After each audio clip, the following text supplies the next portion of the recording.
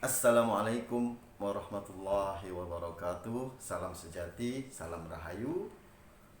Alhamdulillahirabbil alamin. Wassalatu wassalamu ala asyrafil anbiya'i wal mursalin sayyidina Muhammadin wa alihi washabbihi ajmain. Rabbis shrahli sadri wa yassirli amri wahlul 'uqdatam min lisani yafqahu qawli. Di sini saya ingin berbagi pengalaman saya selama belajar tentang energi, yang di situ dipelajari tentang energi negatif, energi positif, dan yang lebih besar lagi adalah energi ilahi.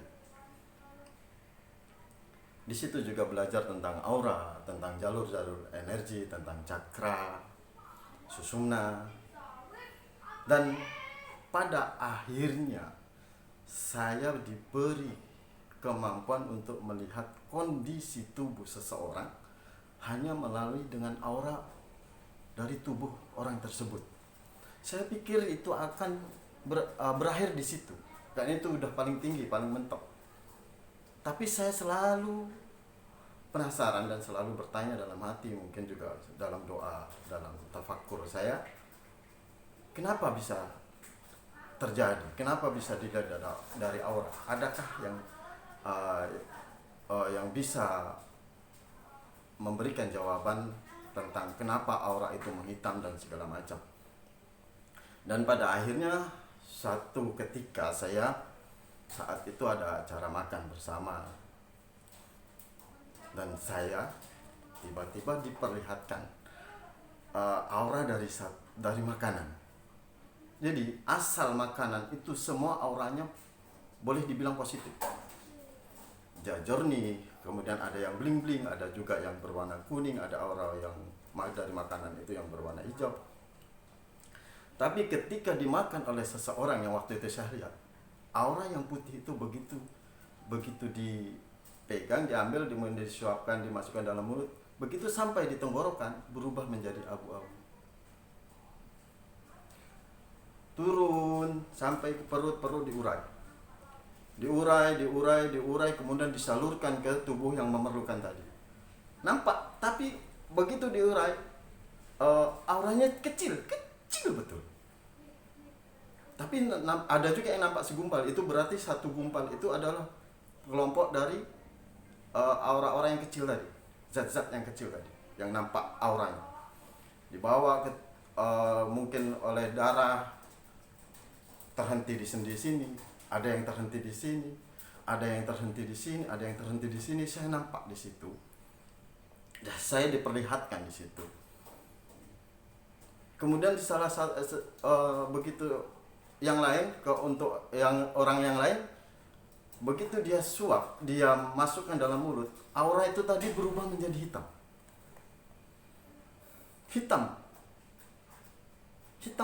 Macam hitam pekat, macam asap yang dari ban kita bakar. Sama, prosesnya sama. Masuk di perut diurai, kemudian disalurkan, dan kondisinya hitam.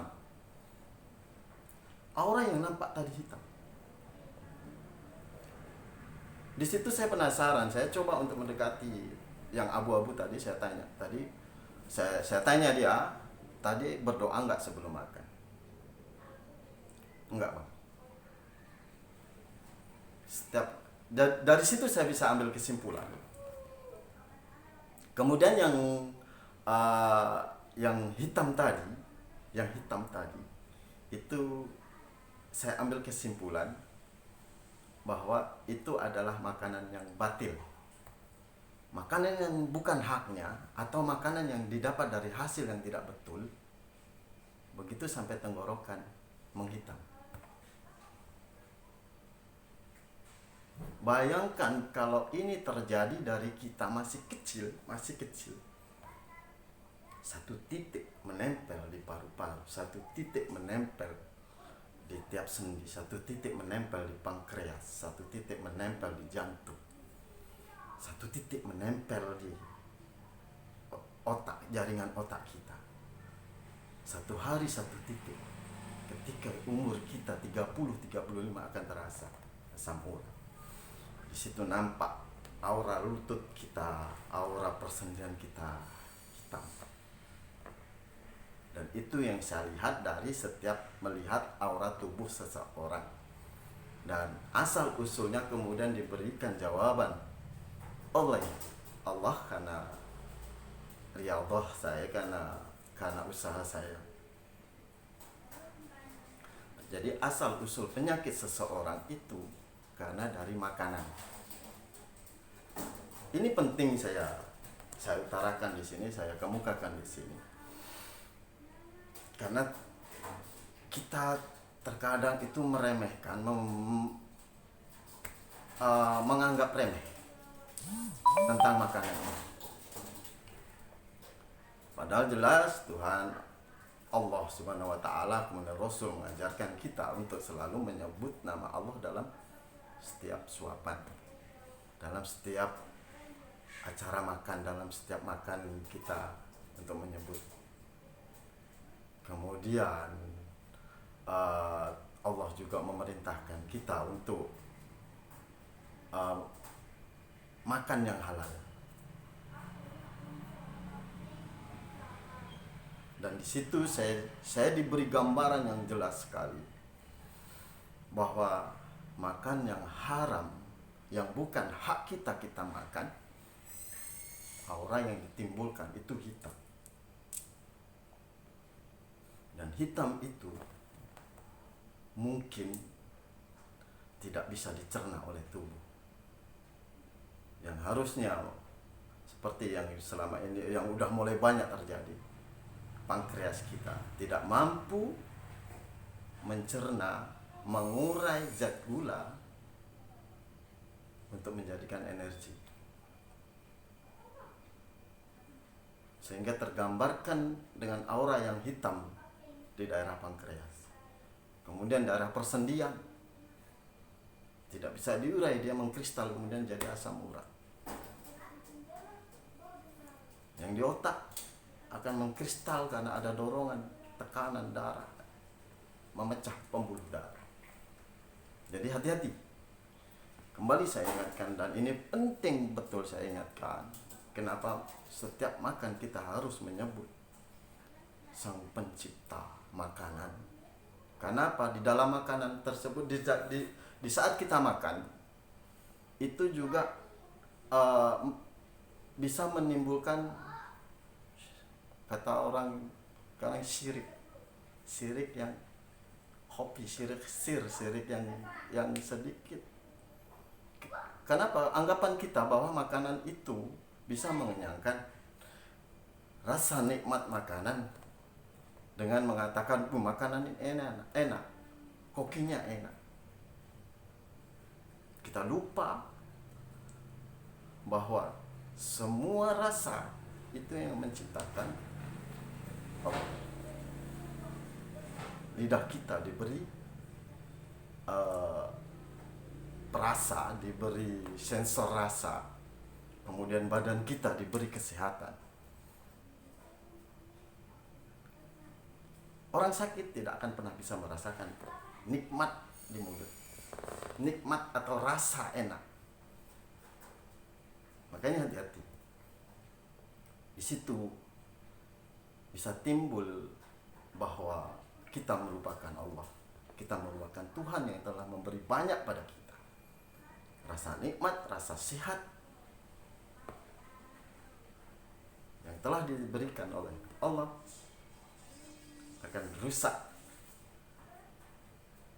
dengan mengatakan bahwa kokinya hebat, makanan ini enak betul, dan makanan ini mengenyangkan. Ingat, rasa kenyang dari atas, bukan dari makanan.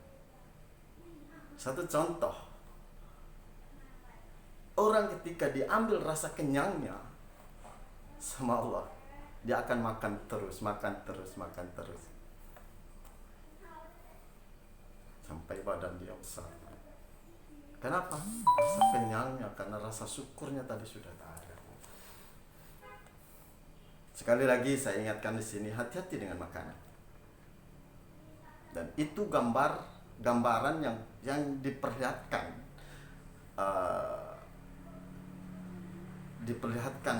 kepada saya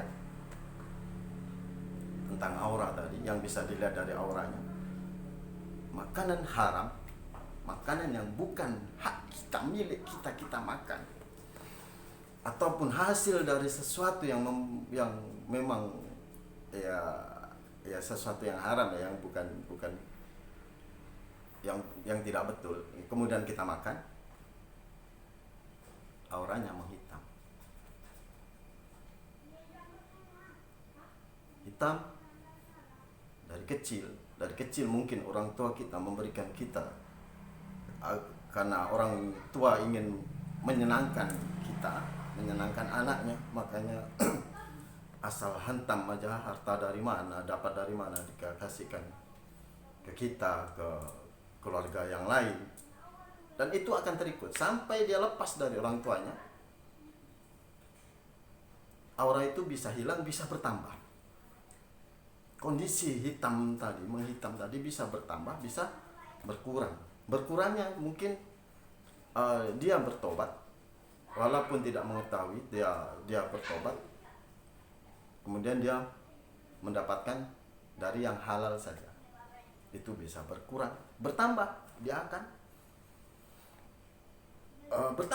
bertambah ke kelakuannya dari orang tuanya, mungkin sama, mendapatkan tanpa dari yang sesuatu yang tidak betul, kemudian memakannya pun, mengkonsumsinya pun tidak dengan doa. Jadi hati-hati, sekali lagi saya ingatkan. Dan insya Allah setelah video ini nanti saya akan jelaskan lagi pengaruh makanan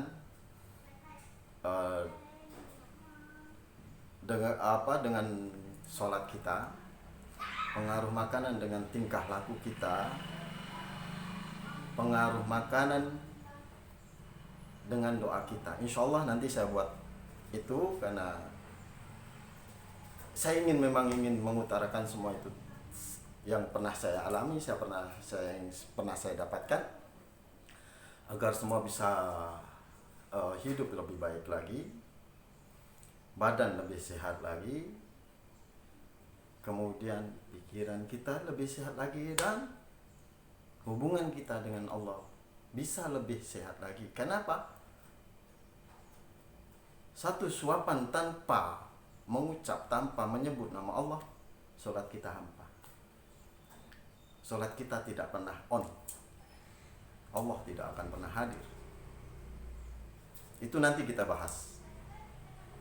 Jangan lupa subscribe, pencet lonceng kata orangnya, karena ini awal dari video saya, awal dari mungkin boleh dibilang keinginan saya untuk memberikan ilmu yang pernah saya pelajarin, yang pernah saya alami, agar semua hidup kita bisa lebih baik, otak kita, akal kita bisa lebih melihat siapa yang hak dan apa yang hak, apa yang batil, siapa Allah dan siapa kita makhluk. Jangan lupa subscribe. Next video kita bahas yang lebih banyak lagi tentang ilmu akal. Tujuannya itu tadi, agar lebih bisa mendekat sama Sang Pencipta. Wabillahi taufiq wal hidayah. Assalamualaikum warahmatullahi wabarakatuh.